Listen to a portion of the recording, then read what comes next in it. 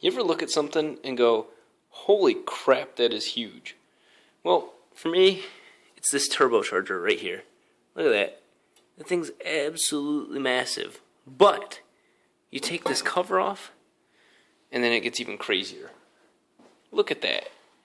That is the front compressor blade for this entire engine. This thing is look at that. That is absolutely massive. To give you a comparison, this is the entire amount of space times 3 in this car that my entire engine power is made from. That much space. That's maximum space. Then when it gets compressed and starts expanding, boom. So you're talking about that much turbo for that little airspace. That is insane. That is absolutely insane. Why am I doing this? Why is this car missing a radiator? Well, I took it on the drag strip, and here were the results.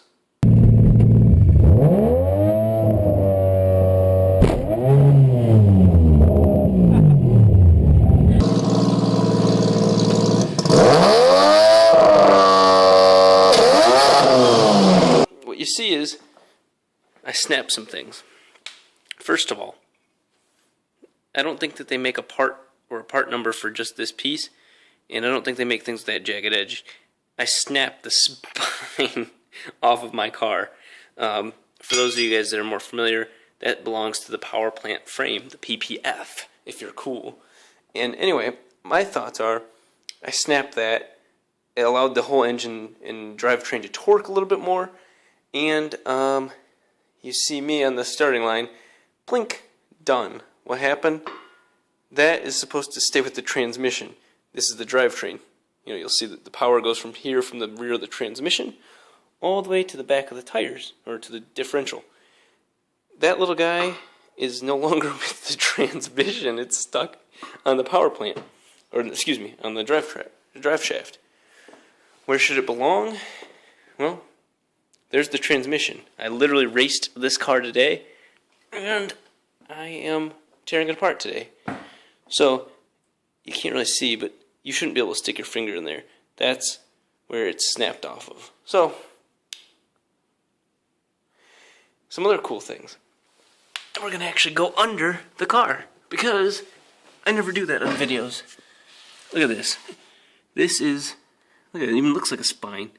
Look at that. That's what I sheared off. And it looks like, the whole thing, there's marks. It looks like somebody else broke it before, but there's marks where it just twisted. So this car makes a mean amount of power, and to do that, look at that. That's a sexy clutch. So for those of you guys that aren't as automotively familiar, what this is, that's the flywheel, that's the back of the engine. So we start spinning, magic happens, and that spinning needs to turn into wheel power way down there. So we won't go into the details, but when we're driving a manual car and you press the clutch in, you're actually pressing this little thing in right here.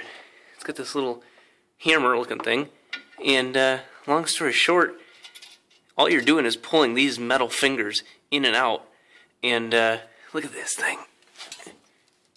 Those are 3 plates.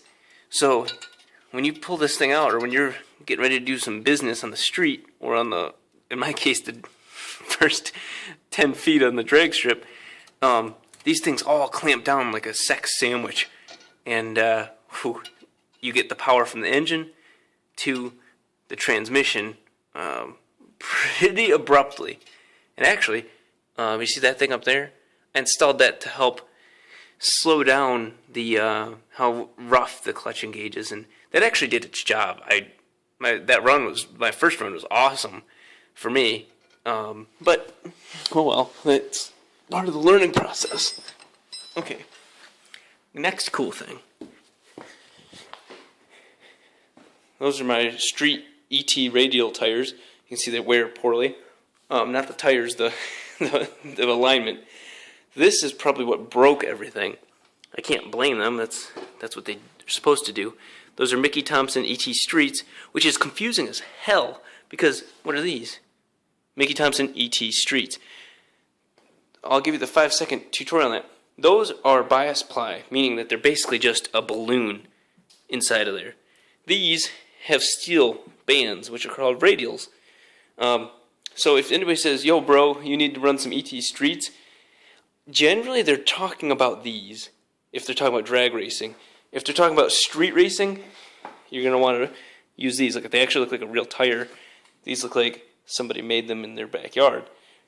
These will kick ass on the street.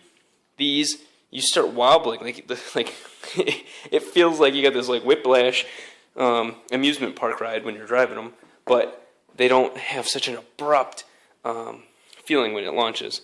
So there's my progress right now. That was one day of work, and I think I'm going to build up a new transmission, and I think it's done for the season, but wanted to give everybody a cool update.